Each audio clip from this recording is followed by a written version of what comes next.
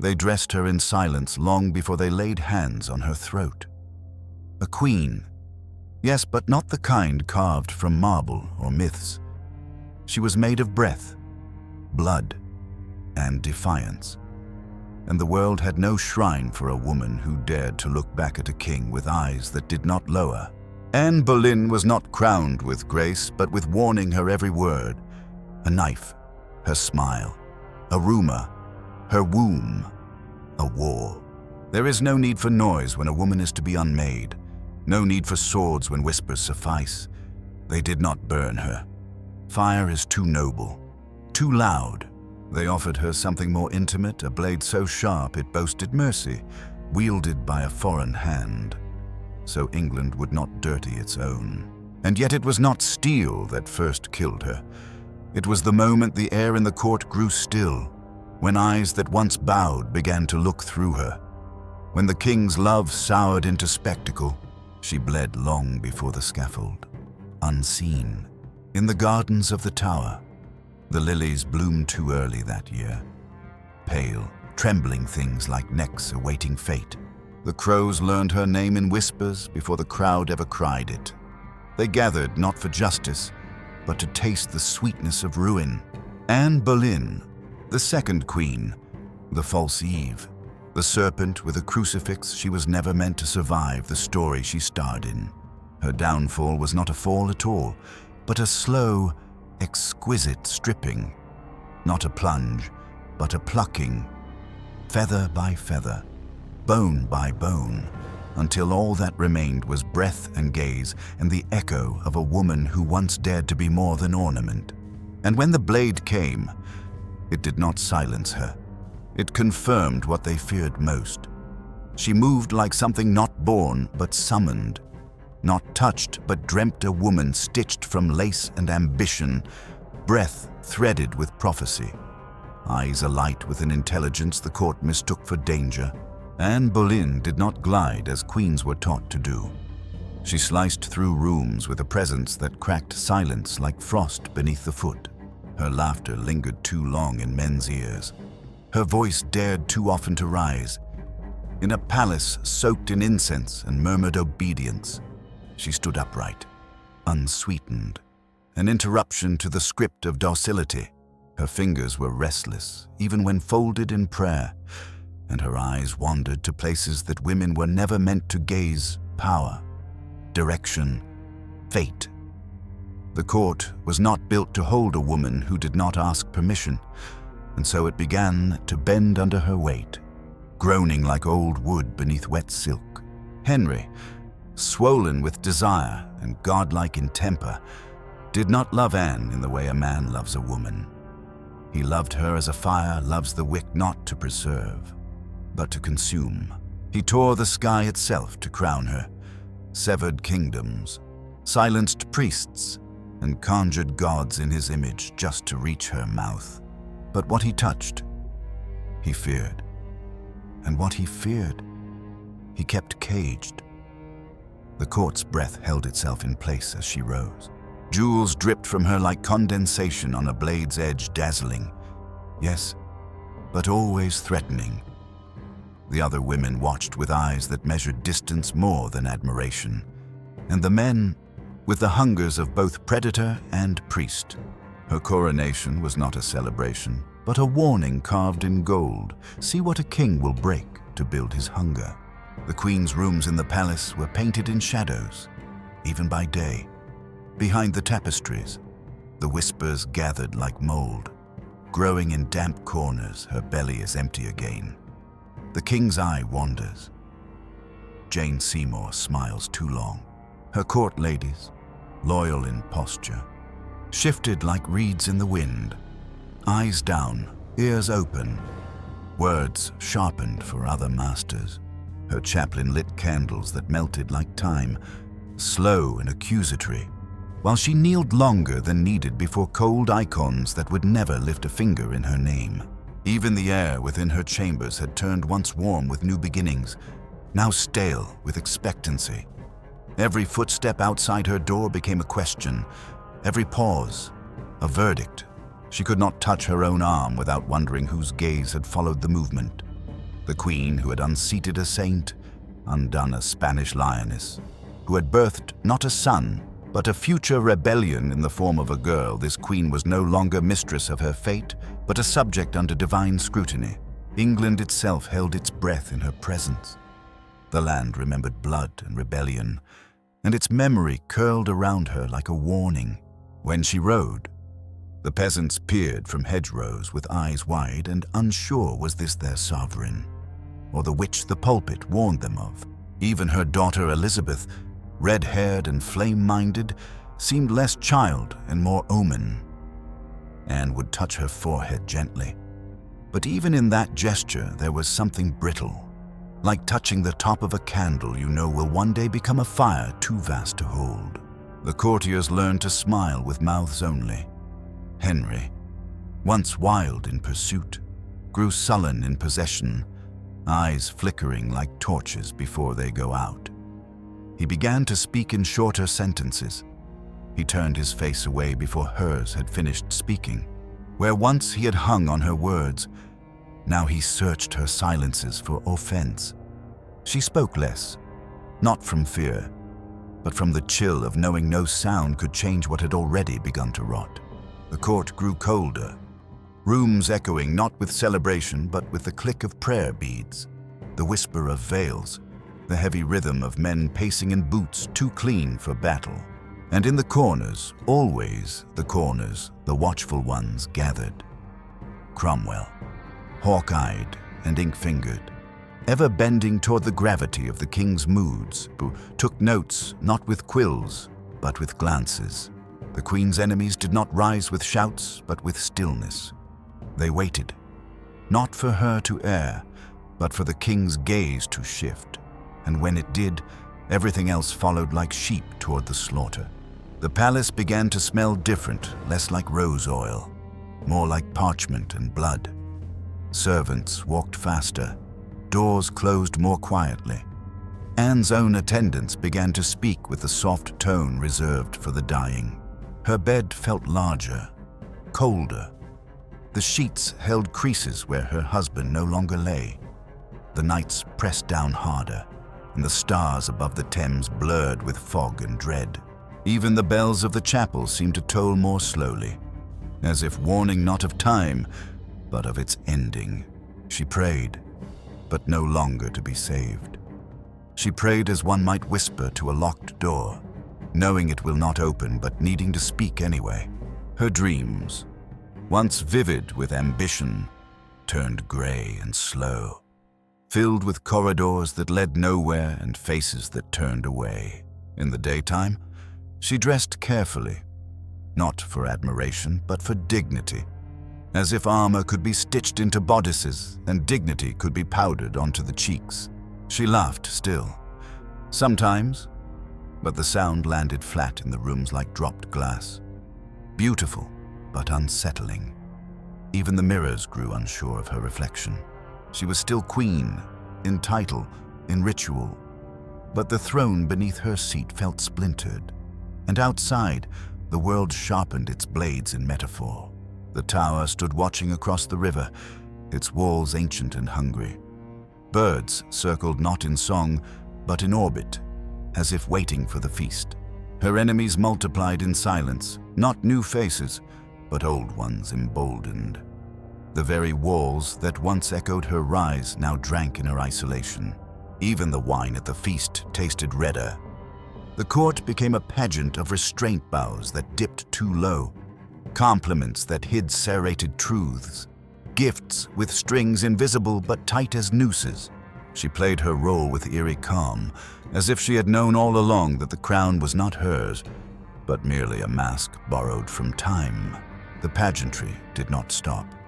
The musicians played, the ladies danced, but the rhythm was off too slow, too stiff, like puppets pulled by threads tied to a dead queen's name. She watched it all with the gaze of one already vanishing. Her hands folded not in prayer, but in the stillness of one awaiting a verdict already delivered.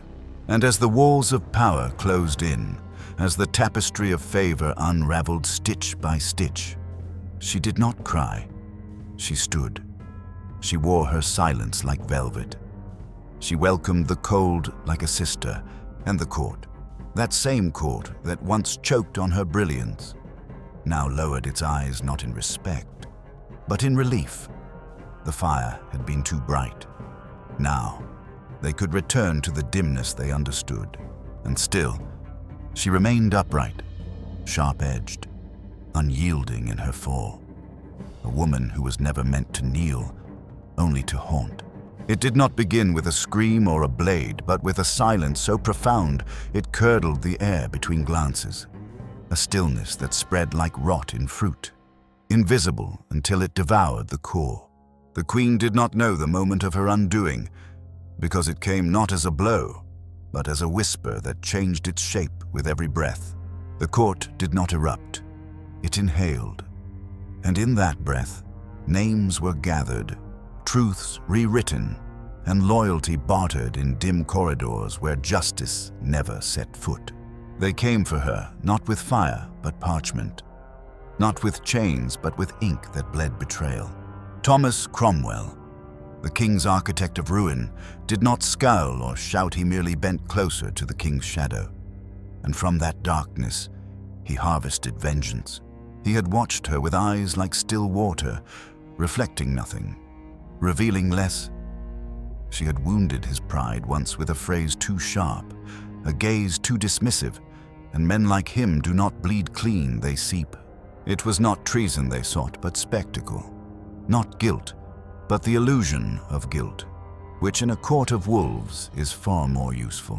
One by one, men were taken. George Boleyn, her brother beautiful, bold, unguarded, was seized not as a man, but as a symbol. His elegance would be twisted into depravity, his closeness into filth.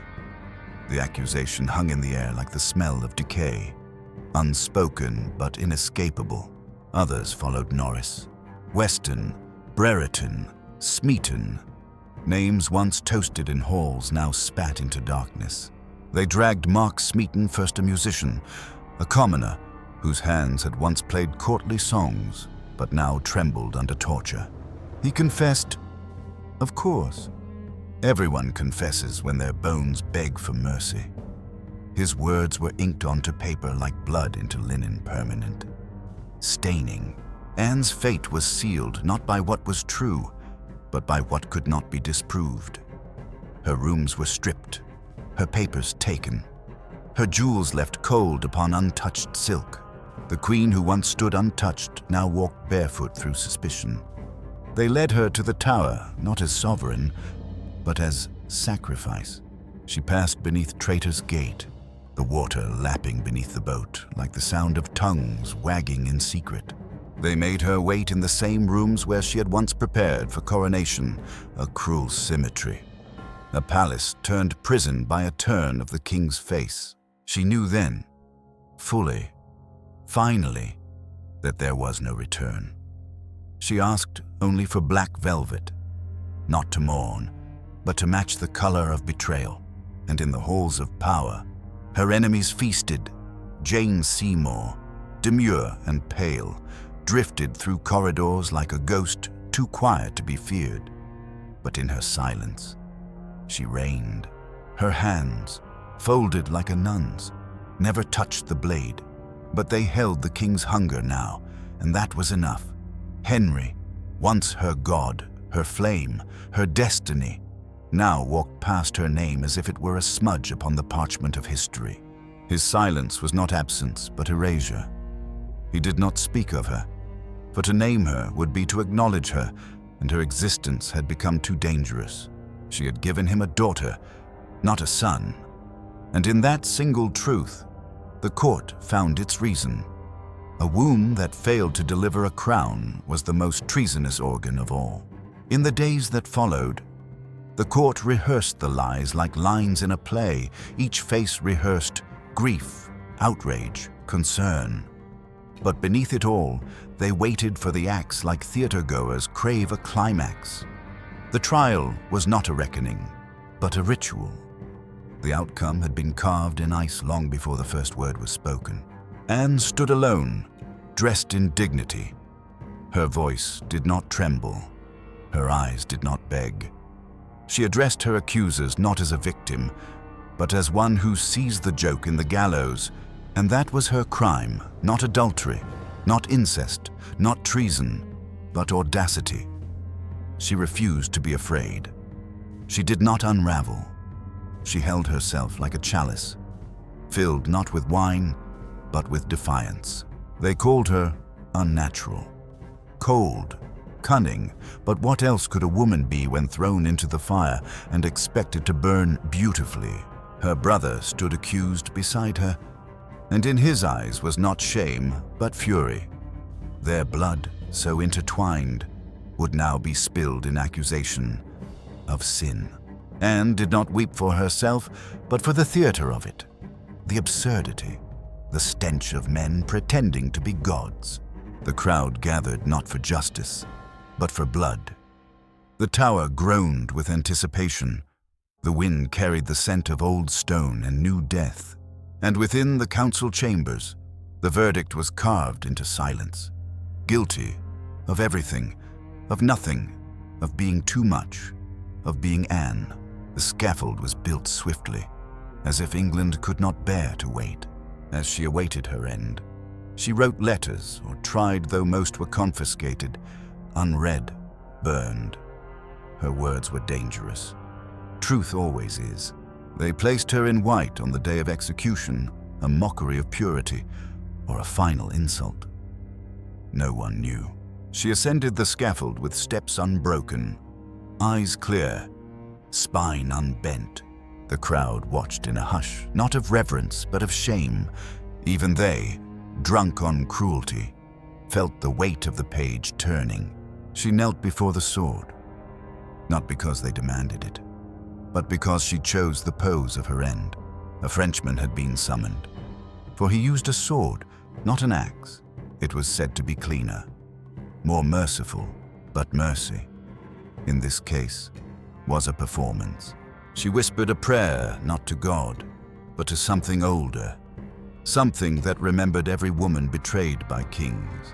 She spoke of forgiveness, but even the air refused to carry those words far.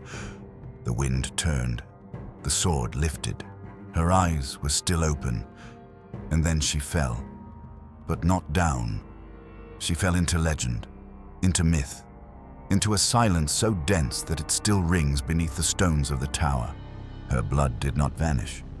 It soaked the wood, the cloth, the breath of every bystander who dared not look directly but could not look away. And behind her, the court resumed. The bells tolled not for her, but for the new queen waiting in the wings. Jane's belly would soon swell. The king would soon smile. History would turn, but it would never forget. Anne Boleyn was buried without fanfare, without tomb, beneath stones unmarked, but not unseen. Her name would be whispered, her eyes painted in portraits that dared to remember, her fate a shadow over every crown that followed. And the blade, oh, the blade did not dull. It waits still, because queens may die, but the sword remembers. In the final days, time did not pass. It circled, it folded, it grew heavy in the lungs like damp cloth, and Anne Boleyn no longer counted mornings by light, but by sound, by the rhythm of boots on cold flagstone, by the breaths of the women who served her as if they were already tending the dead. She lived in a stillness that stung, in a room where the air smelled faintly of lavender and rust, where every object, from the threadbare crucifix above her pallet to the empty pitcher beside her chair, seemed to carry the weight of memory and mourning. The gods no longer looked her in the eye, and when they did, their expressions were neither cruel nor kind, but numb, as if her death had already happened and her body had simply not yet received the news. In the garden beyond her window, the crows began to gather early, perching on bare branches like punctuation marks in a sentence that no longer needed to be spoken. Anne did not cry. Her tears had dried in another life, another version of her, Perhaps the girl who once danced in French courts and believed that wit and elegance were armor enough against kings. That girl was dust now, and what remained was a woman sharpened by silence. Eyes that saw beyond pleading, hands that folded not in fear, but in farewell. She prayed not for salvation, but for stillness, for the quiet certainty that she had not imagined herself, that she had not dreamed her crown, her child, her love into existence only to watch them unravel in smoke. Elizabeth's name she did not speak aloud, not once, as though to say it would drag the child into the mire of her own ending, as though love itself could be a noose in the mouths of the condemned. But she remembered. Every night. She remembered the shape of the girl's breath against her chest, the strange solemnity in her infant gaze, as though the child already knew that this world would not forgive what she inherited. The tower, once a symbol of conquest and rule, had shrunk into a cradle of death. Each stone sweating history, each step echoing with the footfalls of ghosts who had also worn beauty as a curse. The Queen's final meals went untouched, not out of defiance, but because her body no longer believed in nourishment. Sleep came in thin shivers, filled with visions not of hope or escape, but of water, black and bottomless, and a single white swan circling above, wing broken, neck stretched in silent scream. On the eve of her execution, the sky was a dull gray canvas, smeared with clouds like bruises, and the city exhaled as though it, too, had tired of pretending justice. No crowds came to mourn her in those final hours. No secret emissaries arrived with scrolls of pardon. There were only the women who helped her dress, hands trembling as they tied the linen undergown, as they brushed her dark hair one final time, careful not to look into the mirror where Anne no longer stood. She chose her garments with care. Not vanity, she had not known vanity since the king's love turned to absence, but with the instinct of ritual, as though death might be a courtly affair if she choreographed it just right. White, the color of innocence. Or perhaps surrender. And a crimson shawl, not to defy, but to remind she was still alive, still warm, still queen. As she stepped from her chamber, the hush was absolute. The kind of silence that comes before a storm, not of thunder, but of consequence. Outside, the scaffold waited, bare wood kissed by dew, the blade hidden from sight, but not from mind. Anne's feet made no sound as she walked. It was as though the earth itself had withdrawn its welcome. She did not stumble. She did not bow. She climbed each step with the grace of someone who had walked through fire and chosen not to scream. The crowd had gathered, their faces pale and expectant, some wide-eyed with morbid wonder, others lined with the kind of grief too dangerous to name. The executioner stood apart, hooded, hands folded. He had practiced, perhaps, with apples or sacks of grain, rehearsing the arc, the aim, the lie of mercy. Anne turned to face them all, not as victim, not as martyr, but as monument. Her voice, when it came, was low and steady. Like the first note of a dirge, she spoke of loyalty, of grace, of a king she still called good. Not because she believed it, but because she understood the power of narrative, of leaving behind not just blood, but legacy. She knelt upon the straw as though it were a throne, and closed her eyes not in fear, but in memory. The sword did not sing, it whispered. A breath, a flash, a stillness. Her head fell not with violence, but with a softness that made the silence ache. And in that silence, 1,000 things were buried: a queen, a mother, a threat, a vision. The blood spilled into the hay, crimson against gold, and the people exhaled, not relief, not horror, but the cold breath of ritual, fulfilled. They buried her in an unmarked grave within the chapel of St. Peter ad Vincula. Bones beneath stone. No monument but the ones built in whispers. Yet she was not gone. She lingered in the tapestries that once framed her laughter, in the rustle of sleeves worn by women too clever to speak plainly, in the narrowed eyes of daughters told to kneel. Elizabeth, that flame-born child, would one day rise not in vengeance, but in fire, a sovereign whose every breath echoed the silence her mother had swallowed. And so Anne lived beyond death, beyond shame, in portraits where her gaze still pierces, in letters half burned but never lost, in the tower walls that remember. The blade was cleaned, the wood dismantled, but her presence remained, like the scent of rain after lightning, like the memory of a scream that never quite fades. Kings rose, queens wept, wars raged, but Anne's shadow never left the scaffold. It stood, watching, not to haunt, but to warn. The woman who died for a crown of silence had planted a seed of defiance that no sword could cut down. And every time the wind howls through the tower's narrow slit windows, it carries not the cries of the dying, but the breath of a queen who dared to speak, dared to rise, and in rising was made myth. There is a place within the tower where light never settles, where the stone sweats in silence and the air tastes faintly of iron and unanswered prayers. They say it is just a trick of architecture, a shadow cast by age and weather. But those who linger there too long speak of footsteps without feet, of a presence that does not stir wind yet presses against the chest like remorse. Anne Boleyn is not buried in that space, and yet she is, not her bones, not her blood, but the shape of her ending, the residue of betrayal too brutal for time to bleach away. Her voice is not heard, but felt between the echo of chains and the brittle hush that falls before confession. She does not accuse. She does not scream. She stands, ever upright, with eyes that do not blink and lips that do not forgive. The blade that severed her did not end her. It immortalized her in rupture. And so she lingers not as saint, not as sinner, but as scar.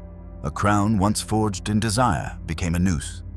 And yet from that noose bloomed a lineage that would one day wear England like flame. They erased her from the feast, from the prayers, from the page, but not from the silence. The silence kept her. And it is there, in that space between memory and myth, that she waits not for justice, not for resurrection, but for the next breath drawn in fear by a woman who dares to rise. In every cold mirror, in every dark corridor of power, her image flickers, not as ghost, but as omen.